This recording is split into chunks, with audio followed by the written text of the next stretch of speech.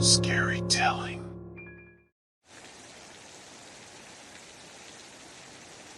I got a great deal on this house from an estate sale, and I was excited to move in. It needed a lot of work, but I was up for the challenge. The first few days were hectic as I went through all the clutter left by the previous owner. There were so many things that needed to be thrown away, and I knew it was going to take a while to clear out everything. As I was sorting through the house, I noticed tiny, perfectly round holes in my arm. They didn't hurt or itch, but they were strange. I didn't know what they were or how they got there. I brushed them off and continued my work. However, as the days went by, the holes started to multiply. They appeared on my legs, my torso, and my neck. I started to become more and more paranoid and anxious, and I started having nightmares. I couldn't shake the feeling that something was wrong. I went to the doctor to get the holes checked out, but they couldn't find anything wrong with me. They told me to keep an eye on the wounds and come back if they got worse. I tried not to worry too much, but the holes kept multiplying, and I started to feel movement under my skin. I became exhausted and weak, barely able to move. I tried to keep up with the work on the house, but I found myself taking more and more breaks. I couldn't explain what was happening to me, and I didn't know who to turn to. As time passed, the holes continued to spread. They were deep enough to cause concern, but they still didn't hurt or itch. I became more and more afraid, and my nightmares became even worse. I started to feel like something was crawling around inside my body, consuming me from the inside out. I knew that something was wrong, but I didn't know what to do. I was helpless to stop the tiny holes from multiplying, and I felt like I was losing control. I tried to keep my composure, but I was becoming more and more paranoid and anxious with each passing day. The tiny holes became a constant reminder of the strange infestation that was taking over my body. I couldn't explain what was happening to me, and I felt like I was losing my mind. I tried to keep going, but I was barely able to function. The exhaustion was overwhelming, and I knew that something had to give. One night, I woke up to find a massive, nightmarish creature on my arm. It was unlike anything I had ever seen before. Its body was black and shiny, and it had a huge proboscis that it used to drill even more holes into my flesh. The creature did not cause any pain, but the sight of it terrified me. I tried to brush it off, but it flew off into the darkness, leaving me even more confused and frightened. After that night, my condition continued to deteriorate. I started to feel movement under my skin, and I saw things crawling out of the holes in my body. I became weaker and weaker, and I was barely able to move. I knew that something was consuming me from the inside out, but I couldn't explain what it was. My nightmares became even worse. I saw things crawling out of the tiny holes in my flesh, and I felt like I was being consumed alive. I became more and more exhausted, and I knew that I was running out of time. I tried to seek help, but I didn't know who to turn to. I went to the doctor again, but they couldn't find anything wrong with me. I felt like I was going crazy, and I didn't know what to do. Then, one night, the creature returned. It landed on my arm again, and I felt the pressure of its proboscis drilling into my flesh. I tried to brush it off again, but it didn't budge. I sat up in bed, and it flew off into the darkness, leaving me even more terrified. I knew then that something was terribly wrong. The creature was unlike anything I had ever seen before, and I didn't know how to stop it. I tried to keep going, but I was barely able to function. I felt like I was being consumed alive, and I knew that I was running out of time. The tiny holes in my flesh continued to multiply, and I saw things crawling out of them more and more frequently. I tried to seek help, but I didn't know who to turn to. I was alone and scared, with no way out. As the days went by, the creature returned more and more frequently. It would land on my arm or leg and start drilling into my flesh with its proboscis. I felt like I was losing my mind, and I didn't know how to stop it. I tried to keep my composure, but I was barely able to function. The exhaustion was overwhelming, and I knew that something had to give. I felt like I was being consumed alive, and I didn't know how to stop it. I knew that something was consuming me from the inside out, but I didn't know what it was.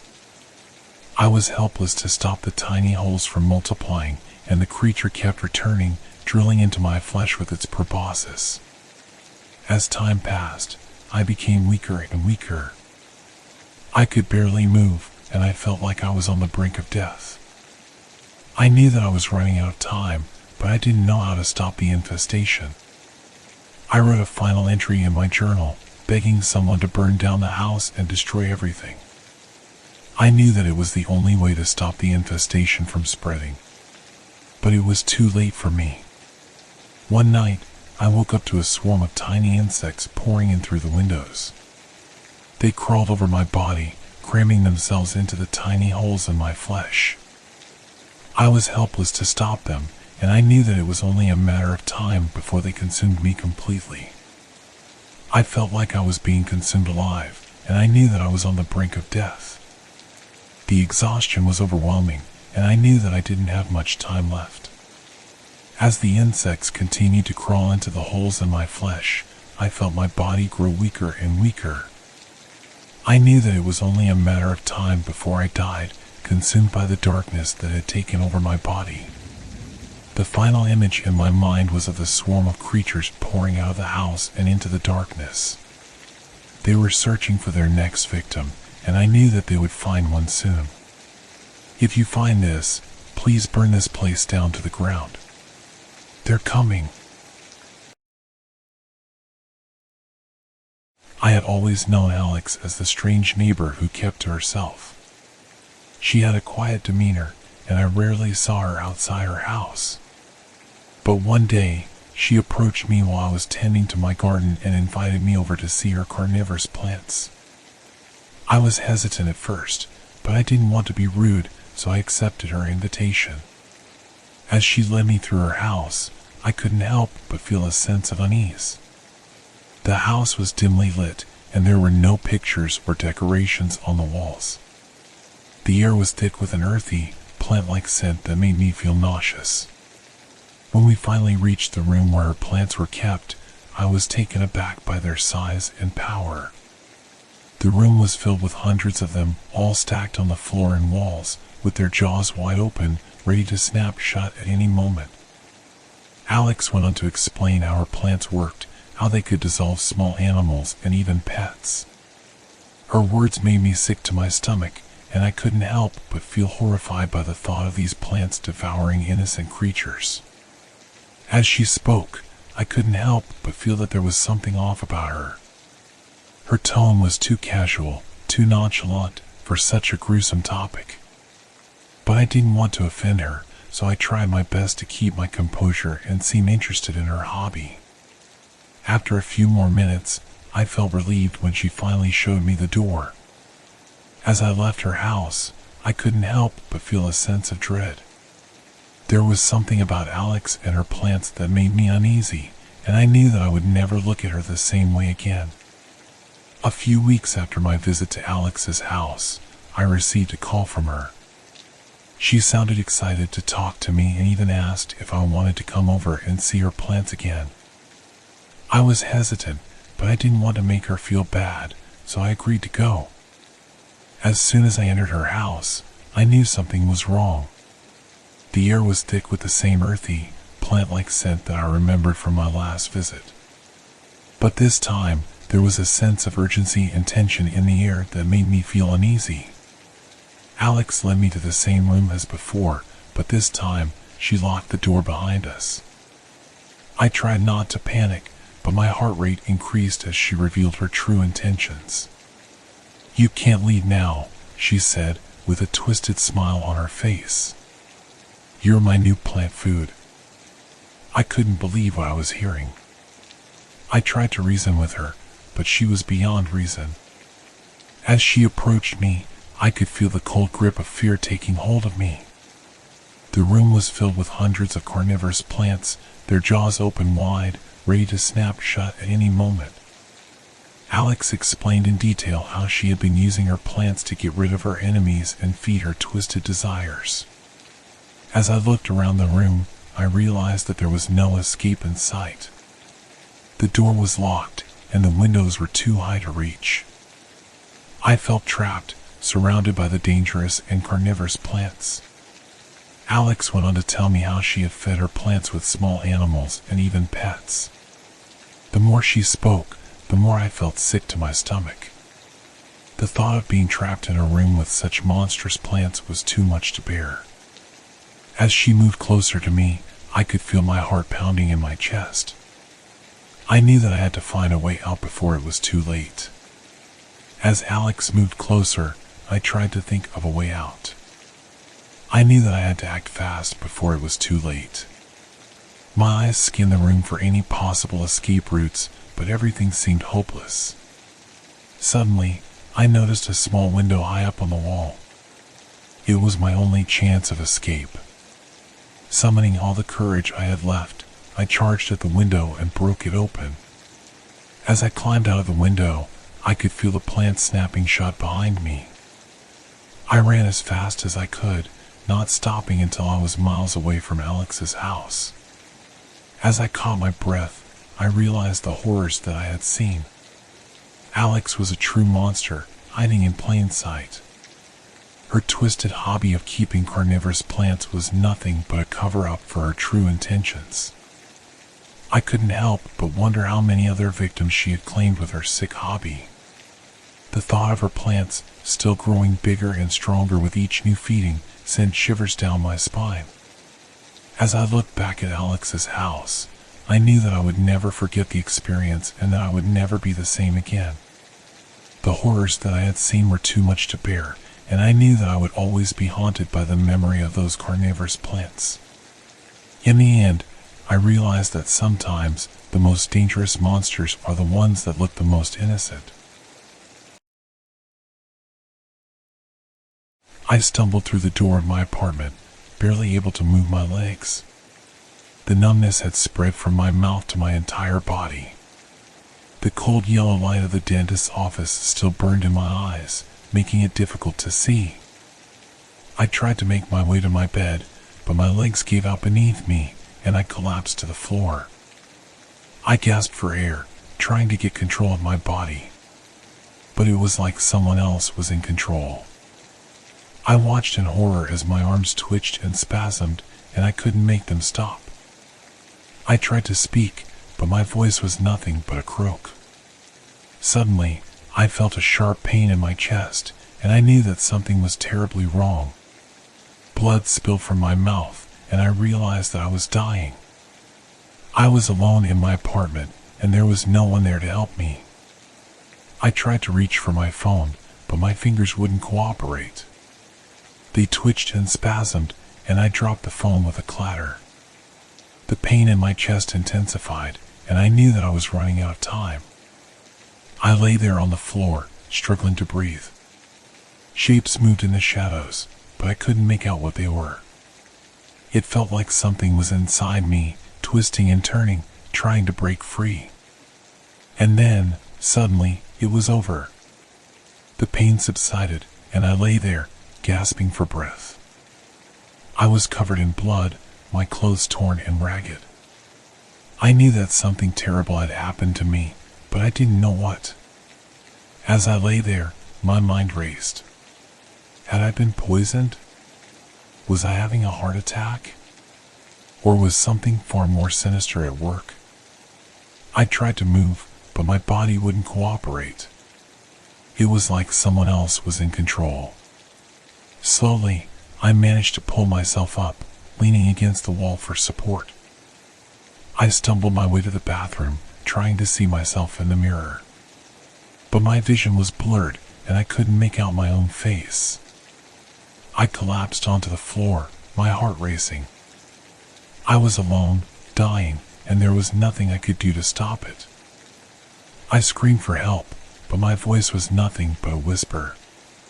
And then, suddenly, the pain was back. It was like something was clawing its way out of my chest, tearing at my flesh and bones. I screamed in agony, but there was no one there to hear me. I knew that I was dying, that there was no hope for me. And as I lay there on the bathroom floor, my life flashing before my eyes, I realized that I had been betrayed by my own body. The pain had subsided, but I could still feel the thing moving inside me. It was like something was alive inside my chest, pushing against my skin and trying to break free. I tried to stand up, but my legs wouldn't cooperate. They felt like they belonged to someone else, like I was watching someone else's body move. I stumbled my way to the couch, collapsing onto it with a groan. As I lay there, I tried to come up with a plan. I needed to get help, but I couldn't move. I tried to call someone, anyone, but my fingers wouldn't cooperate. The thing inside me continued to grow, and the pain was unbearable. It felt like something was tearing through my skin and bones, trying to escape.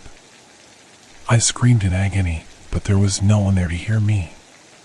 The thing inside me was taking over, and I knew that there was nothing I could do to stop it. Hours passed, and I lay there on the couch, struggling to breathe. The pain was constant, and I could feel the thing moving inside me, growing stronger with each passing moment. I tried to fight it, to push it back down, but it was too powerful. It was like something had taken control of my body, and I was just along for the ride. As the night wore on, I could feel my body convulsing. The thing inside me was trying to break free, and I knew that there was nothing I could do to stop it. Suddenly, the pain subsided. It was like the thing inside me had given up, and I was left alone on the couch, gasping for breath. I knew that I was running out of time. The thing inside me had grown stronger, and I could feel it moving inside me, trying to take control. I closed my eyes and tried to focus. I needed to find a way to stop it, to get help before it was too late. But it was like someone else was in control. My body twitched and spasmed, and I couldn't make it stop. As the sun began to rise, I knew that I was running out of time. The thing inside me was getting stronger, and I could feel it pushing against my skin. I closed my eyes and waited for the end, knowing that there was nothing I could do to stop it. The thing inside me was taking over, and there was no going back. The pain returned with a vengeance, and I felt like my body was being torn apart from the inside. It was like something was clawing its way out of my chest, tearing through my skin and flesh. I screamed in agony as the thing inside me broke free, its eyes glowing with an otherworldly light. It stood before me, a twisted and grotesque creature, and I knew that I was going to die. Blood spilled onto the floor as the creature towered over me. Its eyes bore into mine, and I could feel its malevolence. It was like it wanted to destroy me, to take over my body completely. I tried to fight back, but it was like I was trapped inside my own mind. The creature was too powerful, and there was nothing I could do to stop it. As the creature loomed over me, I realized that I had been betrayed by my own body. It had turned against me, and now I was paying the price. The creature disappeared into the shadows, leaving me alone to die. I knew that there was nothing I could do to stop it, that I was beyond help. As I lay there, gasping for breath, I knew that I was dying. The pain was unbearable, and I could feel my body shutting down. And then, suddenly, everything went black. The pain subsided, and I was left alone in the darkness. I don't know how long I lay there, in the darkness, waiting for the end. But then, suddenly, there was a light. It was like something was calling to me, urging me to move towards it. I tried to get up, but my body wouldn't cooperate. I was too weak, too broken. But the light kept calling to me, and I knew that I had to follow it. It was like it was my only chance to escape the darkness, to find a way out. Slowly, I managed to get to my feet. I stumbled my way towards the light, my body weak and trembling. As I got closer, the light grew brighter, and I could feel a sense of peace washing over me. It was like I was being lifted up, like I was finally free. And then, suddenly, I was outside. The light was gone, and I was surrounded by darkness. But it was a different kind of darkness. It was peaceful, calm, and I knew that I was safe. I looked down at my body and realized that I was no longer in pain. The thing inside me was gone, and I was free. I don't know what happened to me that night, but I know that I was betrayed by my own body. And even though I didn't make it out alive, I know that I'm at peace now. The darkness surrounds me, but it's a different kind of darkness. It's a peaceful darkness, a calm darkness. And I know that I'm finally free.